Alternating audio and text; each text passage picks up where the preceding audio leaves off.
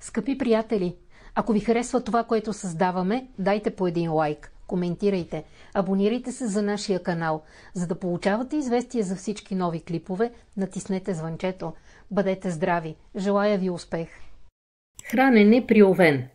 Слабите места в организма са кръвоснабдяването на главата, централната нервна система и бъбреците. Енергичните овни губят много енергия и се нуждаят от калорична храна, съдържаща достатъчно фосфор. За активизиране на окислително-възстановителните процеси и подобряване на усвояването на желязото, те се нуждаят от значително количество витамин С, а за поддържане на нервната система от витамини от групите А и Б. Поради факта, че овните изобщо не се нуждаят от допълнително възбуждане, силният чай, кафето и алкохолните напитки следва да се изключат от дневното меню. Овните обикновено не обръщат внимание на храната, ядат когато и където могат, а също и каквото дойде. За тях е важно да се научат да се придържат към дисциплината и да приемат храна редовно, в едно и също време на денонощието. За да не претоварват бъбреците и да не превъзбуждат нервната си система, те трябва да изключат от рациона тъмното месо, а животинските мазнини да заменят с растителни. Изобщо за овните е полезно да се хранят с риба, вместо с месо, защото е добър източник на фосфор. Не бива да злоупотребяват със султа и пикантните подправки. По-добре е да избягват консервите. Добре е да заменят захарта с мед. Полезни за овните са ястията от различни зърнени култури, особено богатите на желязо ечемик, просо, елда, пшеница. Полезни са им и триците, например с мляко. Необходимите микроелементи овните получават от постни видове сирена и извара, а задължителните зеленчуци за тях са картофи, моркови, зеле, цвекло, ряпа, репички.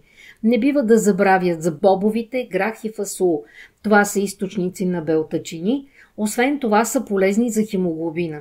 И разбира се, колкото може повече да употребяват зелени растения, особено магданоз, който съдържа почти идеалния набор от соли и активатори на обмяната на веществата.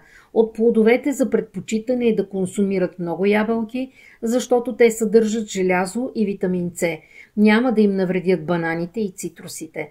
За зимата е препоръчително да имат и сушени за чай, арония, зърнастец, шипки, капини, глок. Да си приготвят кисело зеле, да консумират кисели ябълки и червени боровинки. Не е лошо да се запасят с стафиди. Овните обичат сладкото. Полезни са храните, които оказват стимулиращо действие върху мозъка, мускулите и нервите. Това са доматите, ягодите, ядките. Хранене при телец. Слабите места в организма на телците са гърлото, пикочните пътища и щитовидната жлеза. Те лесно се простудяват. Увеличението на лимфните възли и ангината не са рядкост, а от тук вече е много близо до заболяване на сърцето. В обмяната на веществата при телците е изразен процесът на усвоение, а понеже те много обичат да си похапват, съществува реална опасност от натрупване на излишни килограми. Първото, което е нужно на телците, е да се научат бавно и старателно да дъвчат. С този прост способ могат не само да избегнат неприятните симптоми в храносмилателния тракт, но и да се предпазят от затлъстяване. Основната забрана в храненето е за следните зеленчуци: цвекло, моркови, картофи, карфиол, краставици, лук, спанак, маруля. За поддържане работата на щитовидната жлеза не бива да забравяте за източниците на йод, морските водорасли и морската риба. Колкото е възможно, по-голямо да бъде количеството на орехите в храната. От плодовете най-полезни за телците са сливи, кайсии, дюли, праскови, портокали.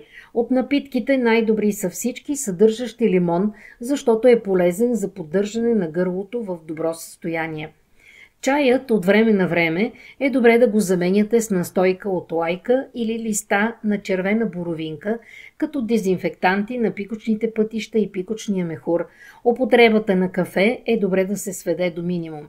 Ограничение трябва да сложат на тестените, нишестените и сладките продукти. Полезни са нетлъстото говеждо, сиренето, овеса, цикорията, лука, малините, ягодите и минералните води. Хранене при близнаци. Слабите места в организма са върха на белия дроб, нервната система, мускулите, ключицата и рамото. При близнаците има вроден инстинкт към всичко полезно в храненето. На тях им е достатъчно да се вслушат в сигналите на своя организъм, за да не правят сериозни грешки в храненето.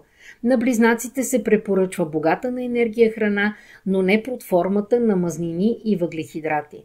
Добри продукти са тези, които съдържат повишено количество белтъчини – яйца, сирене, орехи.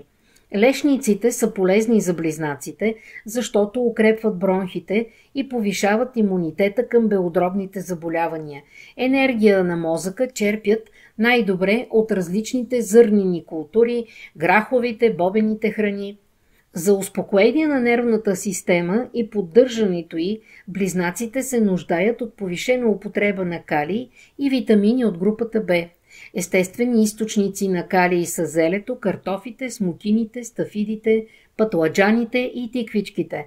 Необходимо е да ядат колкото може повече плодове, а от животинска храна не повече от веднъж на ден, а дори и по-рядко. Трябва да забравят за торти, сладки и алкохолни напитки. Не бива да преяждат преди лягане. Добре е да си легнат само с чаша кисело мляко в стомаха.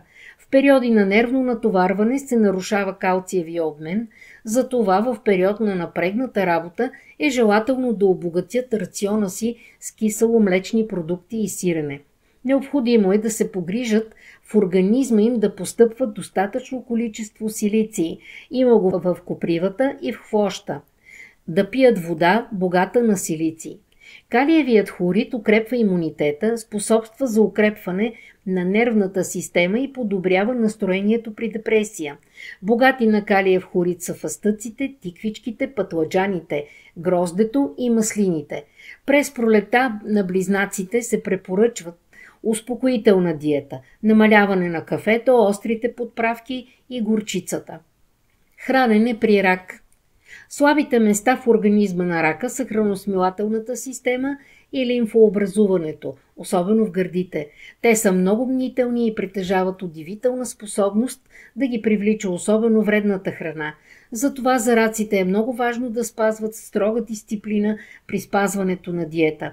Следва да избягват продукти, предизвикващи ферментация или усещане за парене в стомаха.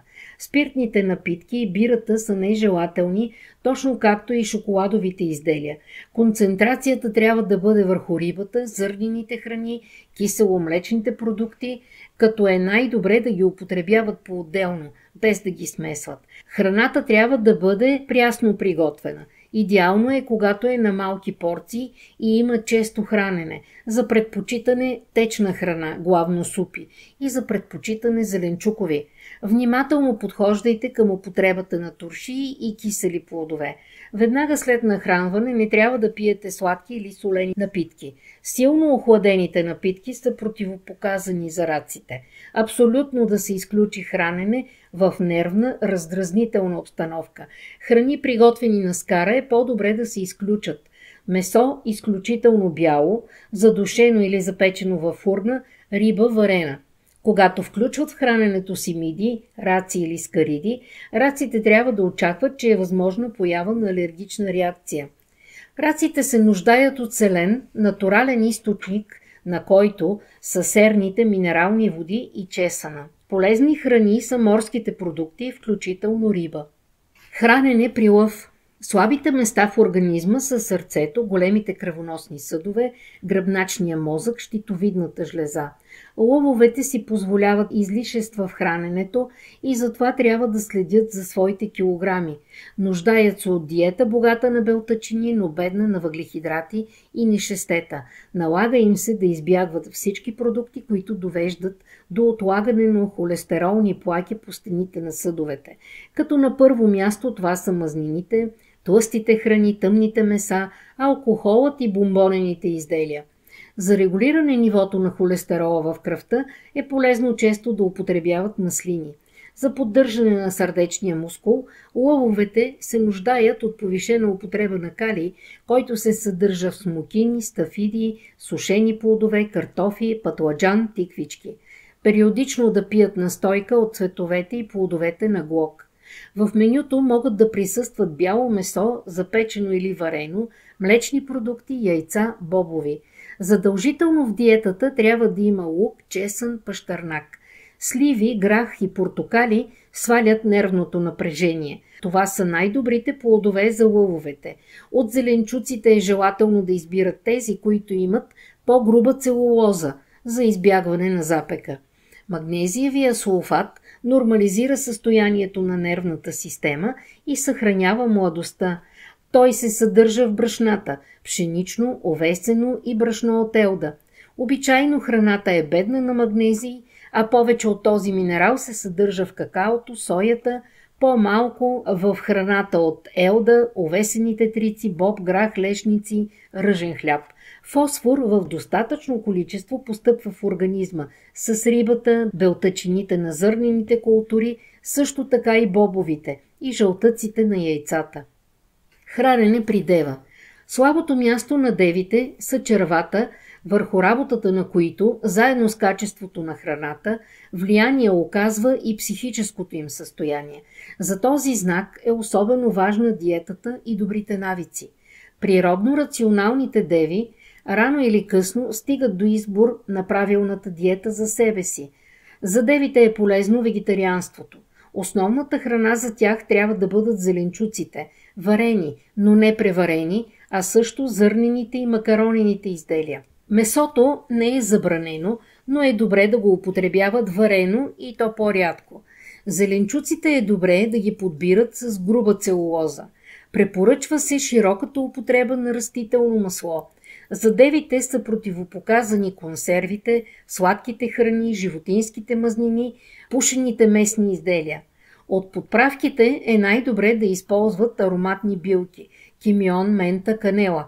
Особено полезен е кимионът, защото подобрява храносмилането и повишава остротата на зрението.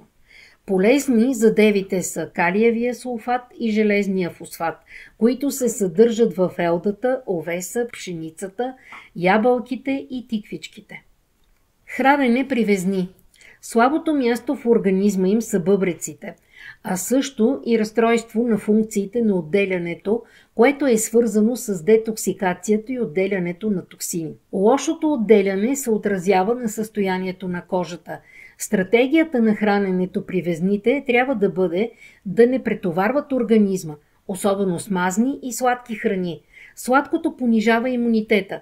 Везните имат склонност към инфекции изобщо, а много често и на пикочната система, като засягат бъбречните легенчета и пикочопроводите. За везните са полезни и тестените и макаронените изделия, храните с понижено съдържание на соли, а подправките да са предимно ароматни билки. Не се препоръчват пушени продукти, маргарин и излишна употреба на мляко. В същото време киселомлечните продукти благоприятно влияят на обмяната на веществата при везните. В диетата трябва да присъстват достатъчно количество хляб, ориз, свежи или сготвени зеленчуци и плодове, особено сливи, праскови и кайсии. За укрепване на вените везните се нуждаят от постоянно постъпване на витамин Е в организма. Естествени източници на този витамин са прорасналите зърна, малц, детелина, растително масло. За подобрение на кръвта на везните им е нужна мед, която се съдържа в краставиците, морските миди, репичките, марули, цвекло, боровинки, касис, ягоди, киноа. Необходимо е да пиете минерална вода ежедневно, особено сутрин на гладно и вечер преди лягане. Особено полезни за везните са орехите, елдата, просото, различните ядки. Хранене при скорпион. Скорпионите са възприемчиви към инфекции, които предимно атакуват гърлото и пикочополовата система. Това особено касае жените. Диетата на скорпионите трябва да бъде ориентирана на първо място към повишаване качеството на кръвта, да бъде изчистена от продуктите на разпадните процеси на обмяната на веществата. Скорпионите трябва да спазват умереност в яденето и пиенето, да се откажат от спиртните напитки, от мазните и пикантни храни. Най-добрите продукти за тях са тези, които ще помогнат на кръвотворенето. зърнени култури, мляко, елда, говежди, черен дроб. За изчистване на черния дроб може да консумират коприва. От животинските белтъчини те най-добре усвояват белтъчините на белите меса. За придаване на пикантност на ястията се препоръчва широкото използване на чесън, розмарин, градински чай. Добре е да забравите за пипера и острите сосове. Препоръчва се няколко пъти седмично да пиете чай от коприва. Препоръчва се също така употребата на минерални води, съдържащи натриев сулфат, защото очиства кръвта, влияе благоприятно върху функциите на черния дроб и оказва положителен ефект при възпаление. Хранене при стрелец. Слабите места в организма на стрелците са черния дроб, кръвоносната и нервната системи. Задачата е храненето да не вреди на черния дроб, да укрепва стените на кръвоносните съдове и да избягва всичко, което води до спазми.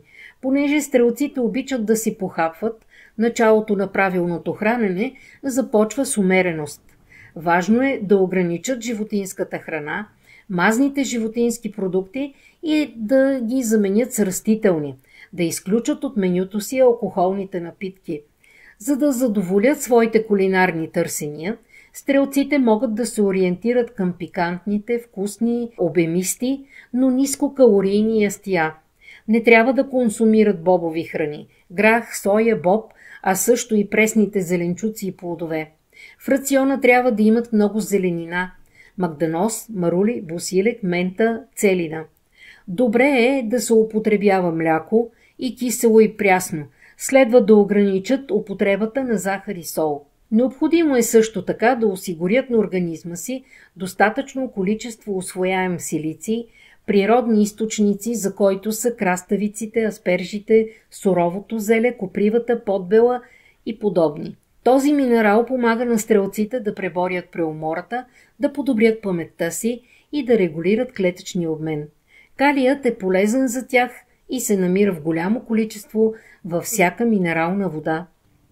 Хранене при козирог. Типът, физическа конституция на козирозите се отличава с обща вялост в процесите на обмяната, което външно се изразява в нарушение стабилността на колоидните системи в организма и извеждане на отделените от тях твърди частици. Предизвика дразнещо триене на ставите и често това става център за образуването на камъни.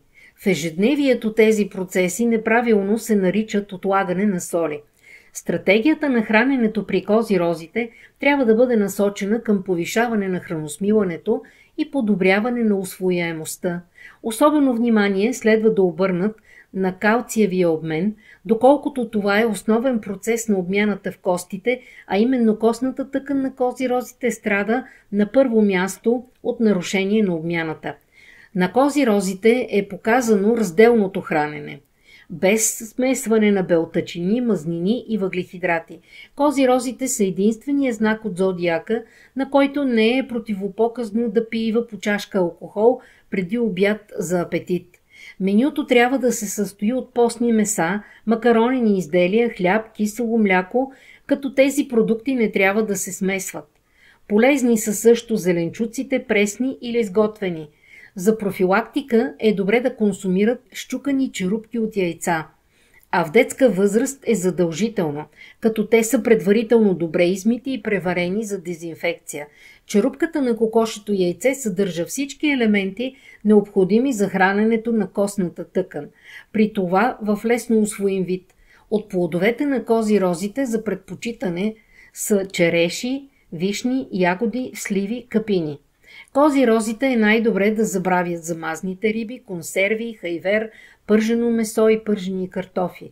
На масата трябва винаги да присъстват магданоз и целина. Може и кисело мляко. Сол да не употребяват много. За очистване на бъбреците и червата за козирозите е полезно да пият повече вода, по-добре слабо минерализирана. Полезни за козирозите са морските риби. Хранене при водолей. Организмът на водолеите е предразположен към лоша циркулация на кръвта и неустойчиво функциониране на хормоналните системи, а също и обслужването на централната нервна система. Диетата се изгражда като направление за профилактика на нарушеното кръвообращение и разстройството на нервната система. Особено внимателно трябва да се погрижите за чистотата на кръвта. Незабавно да реагирате с детоксикиращи средства и при най-малките признаци за нейното замърсяване, показателите за което са появата на гнойни пъпки, сухотата на кожата и лигавиците. На водолеите се препоръчва вегетарианска диета с рязко ограничение на торти, всякакви кексове и подобни, а също и алкохолните напитки. Следва да избягвате консервите и всякаква химия, която за съжаление се среща в изобилие в храната и напитките. Вечер е най-добре да си лягате гладни или най-много на чаша кисело мляко. Водолеите е добре да приемат месо не повече от веднъж седмично, и то бяло. Рибата трябва да бъде немазна, използвайте растителни мазнини. Захарта я заменете с мед, а солта с ароматни билки. Кисело-млечните продукти можете да ядете на воля. Количеството на хляба, макароните и ориза намалете. От плодовете полезни за водолея са онези, които поддържат киселинно-алкалното равновесие на организма. Полезни за водолейци са какаото, соята, елдата, боба и фастъците, защото съдържат много магнезии. Хранене при риби. В обменните процеси при рибите слабо звено се явява детоксикацията и извеждането на шлаките. Затова рибите по-често от другите получават хранителни отравяния. Препоръчва се намалена употреба на месо, особено на тъмните видове и захар. Може да се стигне до усложнение от излишно количество изпити течности. Най-добре е да се откажете от всичко пържено, сосовете, съдържащите животински мазнини и люти подправки. Полезно е да се употребяват тестени изделия, храни от пълнозърнести брашна, ориз. От плодовете трябва да избирате най-богатите на фосфати и желязо. Това са гроздето, ябълките. Добре е да ги ядете с обелките. Също орехи и нар. Полезна храна за рибите са елда, шипки, дюла, защото съдържат железен фосфат. Пийте минерална вода.